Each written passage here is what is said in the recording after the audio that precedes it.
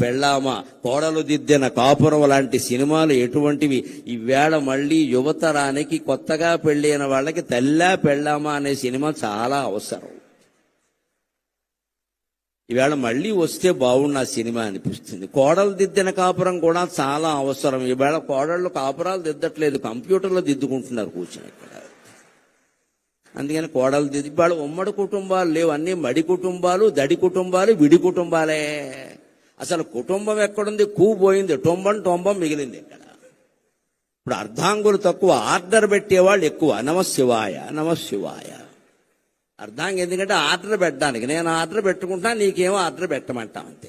మీకు ఇంకా గుంటూరులో కాపురాలు ఏమైనా ఉన్నాయేమో కానీ మాకు హైదరాబాద్లో కాపురాలు లేవు. హైదరాబాద్లో కాపురం చేస్తున్న దంపతులు కాదు, స్విగ్గీ జొమాటో, అది వాళ్లే కాపురం చేస్తారు. స్విగ్గీ భార్య, జొమాటో భర్త, ఇందులో వీళ్ళకిద్దరు పిల్లలు ఉంటారు. ఒకళ్ళు పొటాటో, ఒకళ్ళు టొమాటో. మగపిల్లలు కాస్త గట్టిగా ఉంటారు కాబట్టి పొటాటో, ఆడపిల్లలు మెత్తగా ఉంటారు కాబట్టి టొమాటో.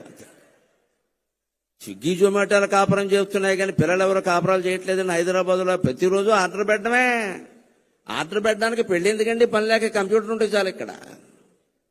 అలా తయారైన మన సమాజానికి ఇవాళ రామారావు గారు నటించిన ఉమ్మడి కుటుంబం, తెల్లా పెళ్ళామా, కోడలు దిద్దిన కాపురం, రైతు బిడ్డ లాంటి సినిమాలు మళ్ళీ రావాలండి. మళ్ళీ రీ రిలీజ్ కావాలండి. రైతు బిడ్డ సినిమా ఇప్పుడు మళ్లీ విడుదలైతే ఆయన నాగలి పట్టుకుని భుజం మీద ఉన్న దృశ్యం చూస్తే మళ్లీ గుంటూరు జిల్లా నుంచి అమెరికా వెళ్లిన వాళ్ళందరూ వచ్చి వ్యవసాయం చేస్తారండి. నాకు ఆ నమ్మకం ఉంది ఖచ్చితంగా. మొగాడంటే ఎలా ఉండాలరా, మనిషి అంటే ఎలా ఉండాలరా అని చెప్పి అమెరికా వెళ్లిపోయిన వాళ్ళందరూ వచ్చి వ్యవసాయం చేస్తారండి ఖచ్చితంగా. సినిమాల ప్రభావం సామాన్యమైనది కాదండి. సినిమా చాలా పవర్ఫుల్ మీడియా, చాలా శక్తివంతమైన ప్రసార సాధనం. అది దాన్ని ప్రజా సంక్షేమం కోసం, దైవభక్తి పెంచడానికి, దేశభక్తి పెంచడానికి ఉపయోగించుకున్న మహానటుడు ఎన్టీఆర్. ఆయన స్వార్థం కోసం ఆయన నటించలేదు, ప్రజల్లో విలువలు పెరగడానికి నటించారు. అందుకే ఇందాక సత్యనారాయణ గారి ప్రసంగంలో మీరు విన్నారు. వాళ్ళు అసోసియేషన్ పెట్టాక ఆయన్ని పిలిచి సన్మానం చేస్తే, ఏమిటయ్యా అసోసియేషన్, ఊరికే సినిమాలు చూస్తూ కూర్చుంటారా, ప్రజలకు ఏమైనా చేయండి అన్నట్టే, సమాజానికి ఏమైనా చేయండి.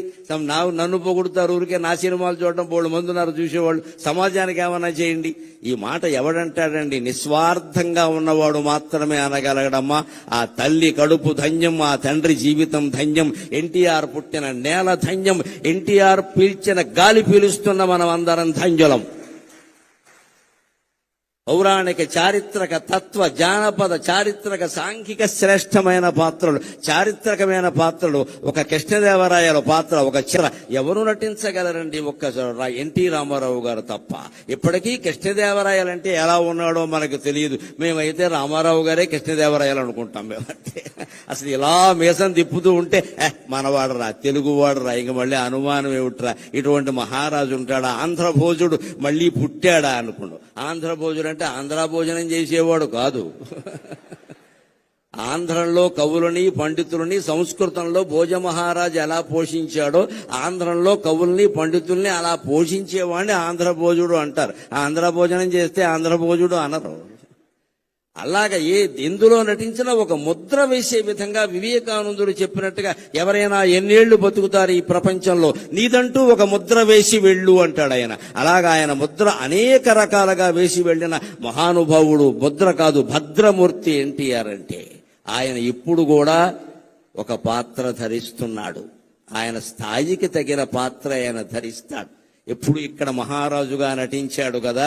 అందుకే భగవంతుడు ఆయనకి ఇచ్చిన యోగం ఏమిటంటే, అనగా స్వర్గమునేలు పాత్ర గొనినావా రామరాయ ప్రభో.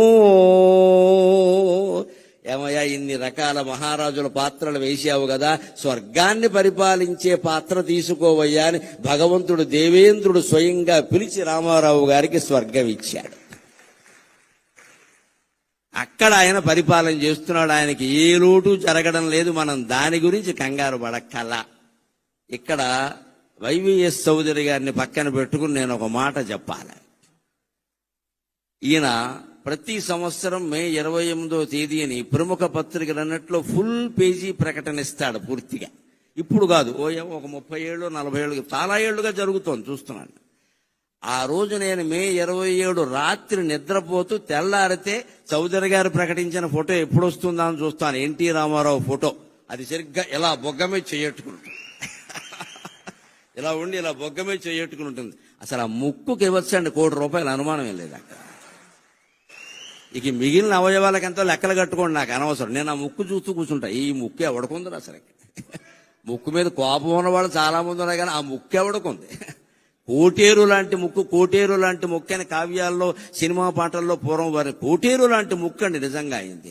ఆ ముక్కు చూసి ఈ ఫోటో ఈయన ఎక్కడ పట్టుకున్నాడని నేను అడిగాను ఒకసారి. నేను ఇప్పుడు రక్త సంబంధం సినిమాలో సావిత్రి చంద్రుని మించు అందములిగించు అంటే ఆ ఫోటో గోడకు దగ్గరించి ఒక 4 సార్లు చూపించారట. మళ్ళీ ఏ సినిమాలోనూ లేదు, ఎప్పుడూ లేదు. దాన్ని పట్టుకుని ఆయన పరిపూర్ణమైన సంతృప్త హృదయంతో ఎప్పుడు నీ సేవలో ప్రభువుని ఒకే రకమైన మాట రాసి ప్రతి సంవత్సరం వేస్తారండి. మా ఇద్దరి మధ్య బంధుత్వం అదే ప్రధానంగా, ఆ ఒక్క ఫోటో.